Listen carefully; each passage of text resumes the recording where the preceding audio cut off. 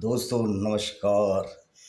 दोस्तों इस्लाम में एक प्रथा है कि जो भी वो चीज़ कहते हैं उसे कहते हैं बिस्मिल्लाहिर्रहमानिर्रहीम, शुरू करते हैं हम अल्लाह के नाम से। तो हमारा ये दावा है कि ये भी गलत है आपका।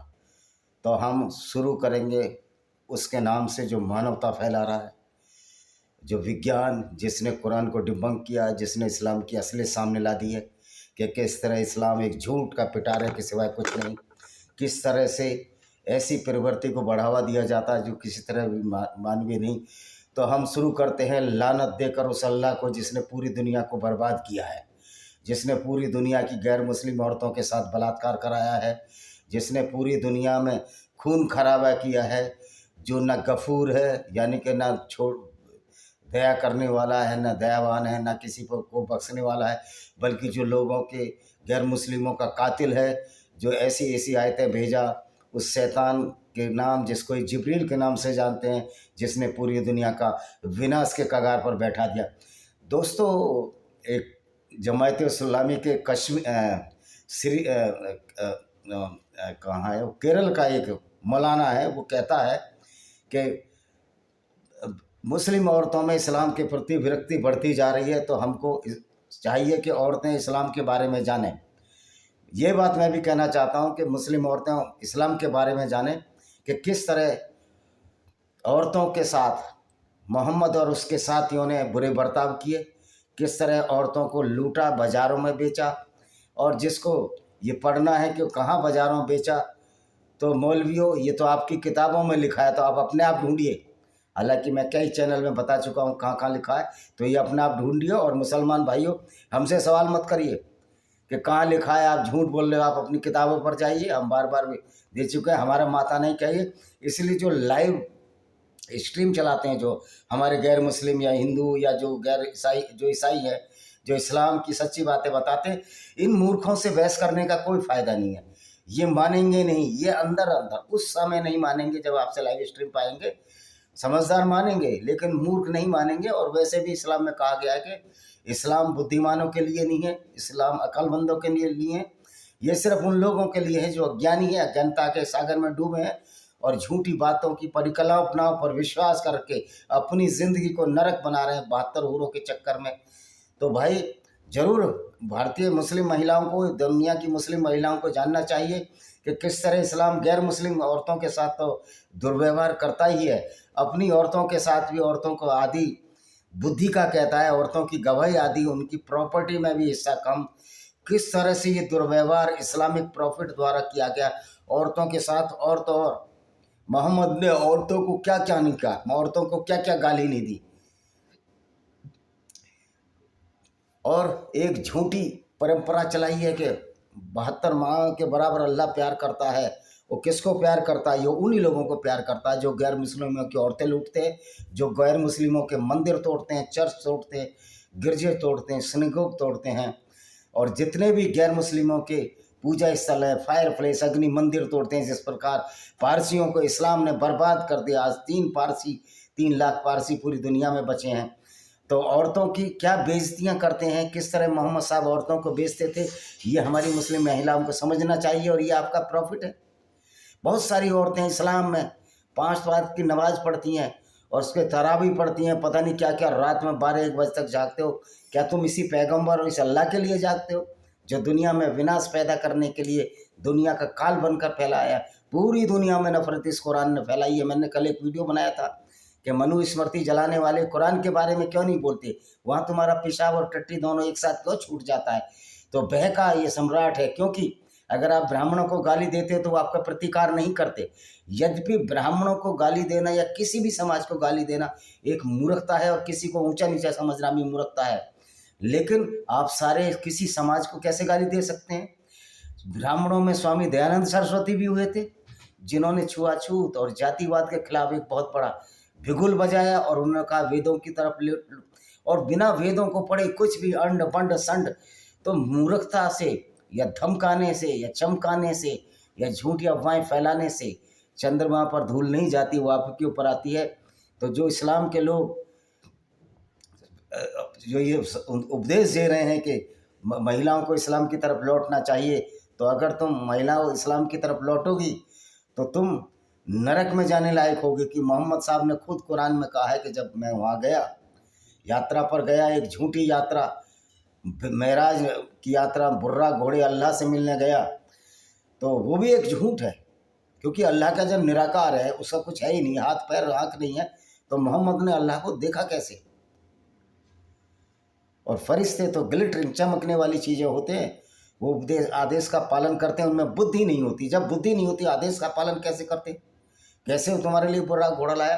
तो झूठ, कपोल, पटके, जो पाखंड इस कुरान में भरा हुआ है, उससे हमें कोई सरोकार नहीं है। लेकिन जब आपकी ये कुरान यही कहेगी कि सारे गैर मुस्लिमों को पूरी दुनिया से ख़त्म करना है, तो निश्चित तौर पर हमारा ये दावा बन जाता है कि हम आपकी इस विचारधारा को डिबंक करें, उस विचारधारा का विरोध करें। तर्क, तार्स, शस्त्र और शास्त्र, जिस विधि से भी हो सके, इस दूषित विचारधारा को, जो मानवता को शर्मसार कर रही है, फैलने से रोकें।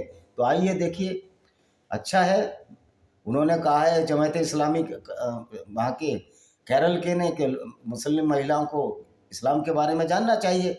जितना जितना इस्लाम के बारे में मुस्लिम महिलाएं जानेंगी, उतना इस्लाम छोड़ेंगी।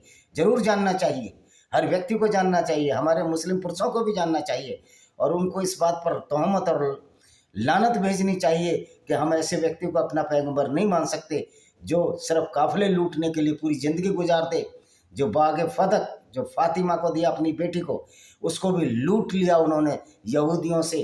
तो इस तरह के लुटेरे व्यक्ति के बारे में हमारे मुस्लिम भाइयों को भी जानना चाहिए। तो आइए, उसी व्यक्ति द्वारा, जो सो कॉल्ड प्रॉफिट थे आपके, और जो जिब्राइल फरिश्ते का जो नाटक रचा गया, उस पर जो कुछ आयतें उतरी सूरह अल हिज्र की, जैसे हमने 18 आयतों के बारे में बताया था, आज आगे की कुछ आयतें पढ़ते हैं। और हमने धरती को फैलाया, उसमें पर्वत बना दिए, और उसमें हमने प्रत्येक उचित चीज़ें उठाई। देखिए यहाँ सूरह फल्क में, सूरह अल हिज्र में फिर मूर्खता का पैमाना, धरती को फैलाया। भाई धरती को कहाँ फैलाया और किसने फैलाया? किसी ने फैलाते देखा? मोहम्मद 1400 साल पहले आया, 40 साल की उम्र में, 610 में उसको ये पता लगा कि मैं अल्लाह का रसूल हूँ, और जिब्रील फरिश्ता मेरे लिए आयतें लाता है जो इसने यहूदियों की धर्म पुस्तक और बाइबल से चोरी की। तो धरती, बाइबल में भी वही झूठ है, उसके बारे में भी हम सोच रहे हैं कि एक वीडियो शाम को हम बाइबल पर डालेंगे 10 मिनट का, और सुबह बड़ा वीडियो इस इस्लाम पर डालेंगे, क्योंकि अभी जो सबसे बड़ा खतरा है दुनिया को, सोसाइटी को, इस्लाम है। तो भाई ये देखो, धरती को फैलाया इन्होंने। धरती तो कैसे फैलाई? धरती तो बिग बैंग से बनी है, प्राण ये प्रूव हो चुकी है। और धरती कोई चादर तो है नहीं जो फैलाया। किसी गोल चीज़ को आप फैला सकते हो क्या? फुटबॉल को आप फैला सकते हो क्या? गेंद को आप फैला सकते हो? या अन्य कोई भी वस्तु जो गोल आकार की है उसको फैला सकते हो क्या? चादर की तरह फैलाया। और फिर क्या किया? देखो इन्होंने चादर हटा दी है। इतने बदमाश हैं। अब तर्जुमा जो अनुवाद करते हैं उसमें मूर्खता। लेकिन मैंने अरबी अब सीख ली है, चिंता मत करो। 3 महीने के अंदर मैं अरबी में इतना पारंगत हो जाऊंगा जितना कोई अरबी व्यक्ति, और मैं तो ग्रामर के साथ सीख रहा हूँ। तो तुम्हारी ये डिबंक करने के लिए मैं अरबी को सीख रहा हूँ। उसमें पर्वत बना दिए, और हमने उचित चीज़ें ऊपर से पर्वत बना दिए। पर्वत ऊपर से गाड़ दिए इन्होंने, पर्वत को ऊपर से गाड़ दिया, जबकि अल्लाह को, पैगंबर और मोहम्मद और इनको पता ही नहीं था कि पर्वत जो है गाड़े नहीं जाते। अंदर जो पृथ्वी में टेक्टोनिक प्लेटें टकराती हैं, उसके जो आपस में जो एनर्जी रिलीज होती है, कुछ इससे ऊंचे हो जाते हैं और कुछ इससे नीचे की तरफ जब धंस जाते हैं। जो नीचे की तरफ धंस जाते हैं, किनारे मुड़ जाते हैं, वो समुद्र बन जाते हैं। आपने देखा होगा कि कहीं समुद्र के किनारे बहुत बड़ा पहाड़, और जो ऊंचा हो गया वो पहाड़ बन जाता है, तो समुद्र में नीचे चट्टानें भी मिलती हैं। तो अल्लाह को तो पता ही नहीं था, और उसमें तुम्हारे लिए जीवन के संसाधन बना दिए, जिसके लिए जीविका दाता तुम नहीं हो, और जिनके जीविका दाता तुम नहीं करा, हमने संसाधन बना दिए। मोहम्मद वो व्यक्ति था जो लोगों के मुंह से निवाला भी छीन लेता था। यहूदी कबीलों को लूटकर उनकी आधी फसल ले लेता था। ये इनकी हदीसों में लिखा हुआ है। तो ये जीविका देने वाला कौन है? ये तो जान लेने वाली आइडियोलॉजी है। ये तो लोगों को लूटने और खसोटने वाली आइडियोलॉजी है। अगर कोई मुसलमान नहीं बनता था तो उससे कहते थे ये गुंडा रंगदारी हमको दो, ये जो गुंडई रंगदारी हमको दो, जिसको कि जजिया के नाम से जानते हैं, तो जो औरंगजेब ने भी लगाया। तो ये क्या, ये इस्लामी गुंडागर्दी नहीं है कि आप किसी को जीने नहीं दोगे? तो जीविका दाता तुम नहीं हो, तो तुम भी, अल्लाह भी जीविका दाता नहीं है। बल्कि अल्लाह तो एक कसाई है जो गैर मुस्लिमों को हमेशा कत्ल करने की बात कहता है। कसाई ने कभी, ये बकरे काटने वाले, मुर्गे काटने वाले, जो भी हों, क्या ये किसी को जीवन दे सकते हैं? ये जीवन लेने वाले हैं। तो अल्लाह तो सबसे बड़ा ब्यूचर है, कसाई है। उसने तो एक ऐसा कसाई खाना छोड़ा जिसमें सारे गैर मुस्लिमों को कत्ल करने की आज्ञा दे दी। तुम्हारी आयतों में लिखा है। तथा हमने जल भरी कोई ऐसी चीज़ नहीं है जो हमारे कोष में हमारे पास हो, हमें उसे निश्चित कह रहा हमारे पास कोई ऐसी चीज़ नहीं है जो हमारे पास ना हो। तुम्हारे पास तो बहुत सारी चीज़ें नहीं है। इस्लाम के अल्लाह के पास तो न दया है न दयालुता है। कहते हैं बिस्मिल्लाह रहमान रहीम, वो दया सिर्फ मुसलमानों के लिए कि इस्लाम, अल्लाह ने कोई मानवता नहीं फैलाई, बल्कि उसने ऐसा गिरोह तैयार किया है जो गैर मुस्लिमों को लूटने का काम करता है पूरी दुनिया में, और आज तक करता आ रहा है।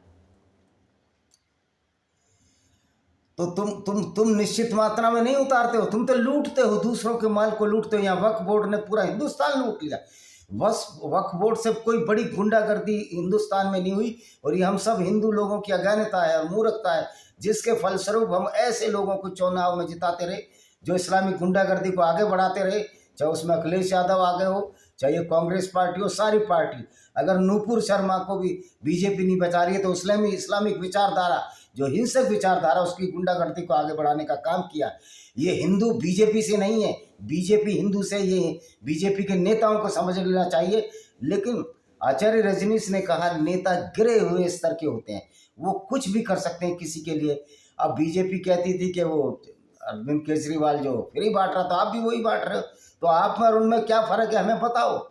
लेकिन नेताओं ने बेशर्मी की बहुत बड़ी खाल ओढ़ रखी है, जिस तरह से पैगंबर मोहम्मद साहब ने ओढ़ रखी थी। तथा हम जीवन देते हैं तथा मारते हम सबके अधिकारी हैं। फिर हमने जल भरी वायु को भेजा, फिर आकाश से जल बरसाया, फिर तुम्हें पिलाया, तुम उसके कोषाध्यायी का नहीं हो। कह रहा फिर हमने जल भरी वायु भेजी। वो जल भरी वायु तो नीचे से ही आती है, क्योंकि अल्लाह ऊपर से जल बरसाता है, अल्लाह तो है ही नहीं। और फिर हमने आकाश से जल बरसाया, फिर तुम्हें पिलाया। तो इसमें तुमने कौन सी रॉकेट साइंस कर ली, ये पता है। लेकिन ये अल्लाह ने नहीं पिलाया। अल्लाह तो लोगों का रोजी और रिजक छीनता है। अल्लाह तो जो गैर मुस्लिम है उनकी जानें ले लेता है, जान बचता है। तो अल्लाह तो कसाई है। हम ही जीवन देते मारते हैं, हम ही सबके उत्तराधिकारी। ये अल्लाह ना तो ये किसी को जीवन नहीं देता। ये तो बेचारा मुसलमानों का जीवन खतरे में डाल देता है। क्योंकि इसी आइडियोलॉजी की वजह से जब ये कुरान की सुन्नत और मोहम्मद की शिक्षाओं को पालन करके हिंदुओं को, ईसाइयों को या यहूदियों को कत्ल करते हैं, तो उससे दुगनी मात्रा में इनका कत्ल होता है। तो सबसे ज़्यादा बड़ा दुश्मन जो मुसलमानों का अल्लाह है, कुरान और ये पैगंबर मोहम्मद। ये बात हमारे मुस्लिम भाइयों को कब समझ में आएगी? मुस्लिम भाई एक बहाना बना देते हैं, तुम इस्लाम को नहीं समझोगे, हम इस्लाम को सारा समझ चुके हैं। तुम नहीं समझे तो तुम समझे, जो तुम ऐसे पैगंबर को ढोए चले जा रहे हो, जो न सिर्फ काफिले लूटता था बल्कि औरतों को भी बाजारों में बेच देता था। बनु कुरैजा की औरतों को उन्होंने बाजारों में बेच दिया। तो तुम नहीं समझे कि तुम्हारा प्रॉफिट एक पेशेवर लुटेरा था, तुम्हारा प्रॉफिट एक इंसानियत के खिलाफ पूरी जिंदगी काम करता रहा। तुम इसलिए नहीं समझे कि तुमको ये काम प्रिय है। तुम भी चाहते हो कि पूरी दुनिया में इस्लाम फैले, हम पूरे हिंदुस्तान के हिंदुओं को ख़त्म कर दें, इस्लाम फैला दें। लेकिन अब ये होने वाला नहीं है, क्योंकि हमारे मुस्लिम भाई भी अब ऐसे प्रॉफिट को ढोने को तैयार नहीं है। इसलिए आओ, घर वापसी करो, आप उस आइडियोलॉजी में जाओ जो आइडियोलॉजी सबको वसुदेव कुटुंबकम की बात करती है। अगर हिंदू भी नहीं बनते हो तो कम से कम अच्छे आदि बन जाओ, और इस इस्लाम को, इस पैगंबर को, एक झूठे अल्लाह को अपने कंधों पर ढोना बंद कर दो। कब तक विक्रम और बेताल की कहानी चलाते रहोगे? विक्रम की पीठ पर जिस तरह बेताल लदा था, उसी तरह तुम्हारी पीठ पर अल्लाह, पैगंबर और ये जो जिब्रील फरिश्ते का भूत है, ये लदा हुआ है और आपकी जिंदगियों को खराब कर रहा है। एक झूठे लालच में 72 हूरे, कुछ हूरे नहीं मिलने वाली आपको। और तुम में से विगत लोगों को जानते हैं, भविष्य के लोगों को भी जानते हैं। अगर भविष्य के लोगों को जानता, मोहम्मद साहब तो भविष्य ही नहीं जानते थे।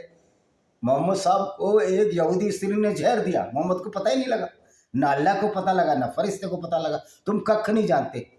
ऐसा व्यक्ति जो धरती को चपटी बताता हो, क्या जानता होगा? चादर की तरह फैलाया तो मूर्खता का बड़ा पैमाना है। अगर किसी को मूर्खता का स्केल नापना है तो वो कुरान की आयतों से नाप सकता है। जो कुरान में जितना बड़ा विश्वास करेगा उतना ही बड़ा मूर्ख है, अज्ञानी है। और वास्तव में आपका पालनहार उन्हें एकत्र करेगा, निश्चय वे सब गुण और सब कुछ जानने वाला है। देखो कुछ भी जानने वाला नहीं है प्रलय का दिन, क्योंकि जिसको यही नहीं पता कि पृथ्वी घूम रही है और पृथ्वी बनाने का दावा करने वाला कहता है कि पृथ्वी स्थिर है, तो तुम कुछ नहीं जानते, तुम कुछ नहीं जानते। और हमने मनुष्यों को सड़े कीचड़ के सूखे गारे से बनाया। मनुष्य का निर्माण कैसे हुआ, मैं इस पर एक श्रृंखला चला रहा हूँ कि मानव कैसे हुआ, कैसे डेवलप हुआ, पहले कौन कौन से मानव आए, ऑस्ट्रोपिथेकस, बहुत सारे मानव आए, उसकी एक श्रृंखला चला रहा हूँ। तो कीचड़ से मानव बन जाता है, कैसे मानव बन जाएगा कीचड़ से? तो इस तरह से कीचड़ से मानव पैदा हुआ। और मजे की बात, अल्लाह भूल ही गया। अल्लाह को जब ध्यान आया कि उसके साथ उसकी संतान बढ़ाने के लिए बाई पसली से उसने उसको बना दिया, तो भाई जब बाई पसली जब कीचड़ से ही बनाने की क्षमता थी अल्लाह में, तो दूसरी भी औरत कीचड़ से बना देता। फिर एक ही जोड़ा पैदा किया, भाई बहनों में ही उसने संभोग करा दिया। तो ये कुरान के अल्लाह को तो हेरिडिटी का भी ज्ञान था। सबसे बड़ी मूर्खता कुरान के अल्लाह में यही है कि उसको ना जेनेटिक्स मालूम थी ना हेरिडिटी मालूम थी। और यही चीज़ें क्रिश्चियनिटी में भी इस तरह की मूर्खता पर रही हैं। उनका जेनेसिस उत्पत्ति जो चैप्टर है वो भी अज्ञानता मूर्खता से भरा, उस पर भी मैं एक स्ट्रीम करूँगा। हमने पहले जिन्नों को अग्नि की ज्वाला से पैदा किया, अग्नि की ज्वाला से जिन को पैदा किया। अब बताइए जिन विन कुछ होते हैं, सब नौटंकी। और याद करो जब हमने अपने पालनहार के ने फरिश्तों से कहा कि मैं एक मनुष्य उत्पन्न करने वाला हूँ सड़े हुए कीचड़ के सूखे गारे से, आपके पालनहार फरिश्तों से कहा, जिब्राइल फरिश्ते से कहा।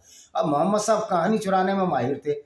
ये जो कहानी है कीचड़ से गारे से बनाना, मिट्टी के खदखदे मिट्टी से बनाया, ये बाइबल में भी है। तो मोहम्मद ने जो अज्ञानता यहूदियों की धर्म पुस्तक में, बाइबल में, वही अज्ञानता कुरान में ले ली गई है। तो ये तीनों जो आइडियोलॉजी जो इजराइल के आसपास छुटी, इनमें अज्ञानता है, सब में अज्ञानता। और जब मैं उसे पूरा बना लूँ तो उसमें अपनी आत्मा फूंक दूँ, उसके लिए सजदे में गिर जाना। कह रहा फिर उसमें आत्मा फूंक दी पुतले में। मतलब किस तरह की मूर्खतापूर्ण बातें हैं। इंसान कैसे बना, कैसे जीवन का हुआ, ओरिजिन हुआ, कोई सरवेट छोटी छोटी बूंदों से, इन छोटी बूंदों से पहले एक कोशिका बने, फिर उनमें विभाजन हुआ कोशिकाओं में, फिर हजारों लाखों वर्षों के पास ये इंसान का रूप सामने आया और सैकड़ों जातियां बनी। जातियां का मतलब स्पीसीज, ये जातियां नहीं जो हिंदू मुस्लिम वाली जातियां। जातियां मतलब डायनासोर बने। कुरान में डायनासोर का जिक्र ही नहीं है, क्योंकि मोहम्मद जानता ही नहीं था कि डायनासोर भी कोई थी। ना मोहम्मद जानता, ना मोहम्मद का अल्लाह जानता। अतः उन फरिश्तों ने सबको सजदा किया। और फरिश्तों ने सजदा किया। क्या यार ये चंदा मामा की कहानी सुना रहे हो? आज साइंस के युग में किधर फरिश्ते? फरिश्तों की कोई औकात नहीं कि कोई एक आयत आ जाए जिब्राइल फरिश्ता। अल्लाह की औकात नहीं। अल्लाह जैसा अज्ञानी व्यक्ति दुनिया को बनाने वाला हो सकता है, वैसे वो निरावाकार है। और मोहम्मद उससे मिलने भी चला गया। यार क्या लोगों को बेवकूफ़ बना रहे हो? चंदा मामा की कहानी है, 5वीं क्लास का भी बच्चा जानता है कुरान में झूठ के सिवाय कुछ नहीं भरा हुआ। अतः उन सब फरिश्तों ने सजदा किया और इब्लिस के सिवा, इब्लिस ने, फरिश्ते ने सजदा नहीं किया। इब्लिस मतलब जिसको बाद में शैतान बना दिया। और उसने सजदा करने वालों का साथ देने से इनकार करते हो। तो इब्लिस ज़्यादा समझदार था।